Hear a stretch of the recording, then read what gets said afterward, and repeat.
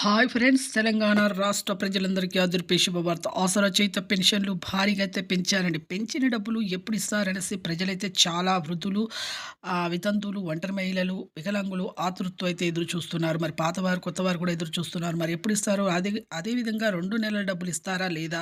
ఒక సందేహం అయితే ఉంది. మరి ఎవరెవరికి ఇస్తారో, మరి 2 నెలల డబ్బులు ఇస్తారా లేదా? ఏ లింక్ చేసుకుంటే బ్యాంక్‌లో పడతాయి? తెలుసుకునే ముందు లైక్ చేయండి, షేర్ చేయండి, సబ్స్క్రైబ్ చేయండి. పక్కనున్న bell icon all symbol button గంట సింబల్ నొక్కితే నేను వేసే లేటెస్ట్ అప్డేట్స్ వీడియోస్ మీ ముందుకైతే వస్తాయండి.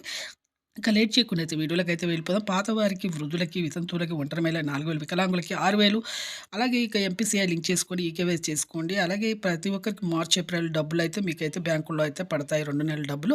ఇక మే ఎండింగ్‌లో గాని, జూన్‌లో అయితే ఖచ్చితంగా అయితే 2 నెలల డబ్బులు పడతాయి. అలాగే కొత్త వారికి, వృద్ధులకి, వితంతువులకి, ఒంటరి మహిళలకి 4000, వికలాంగులకి రూ. 6000 అయితే, డయాబెటిస్, హెచ్ఐవి బాధితులకు రూ. 4000, వితంతువులకు రూ. 4000 వీళ్ళందరికీ కూడా ఇప్పుడు మార్చ్, ఏప్రిల్ డబ్బులైతే మీకు బ్యాంకులో అయితే పడతాయండి. ఎంపీసీఐ లింక్ చేసుకోండి. Phone number Aadhaar card, phone number link చేసుకుంటేనే మీకు బ్యాంకులో అయితే పడతాయి 2 నెలల డబ్బులు. చూసారు కదా! లైక్ చేయండి.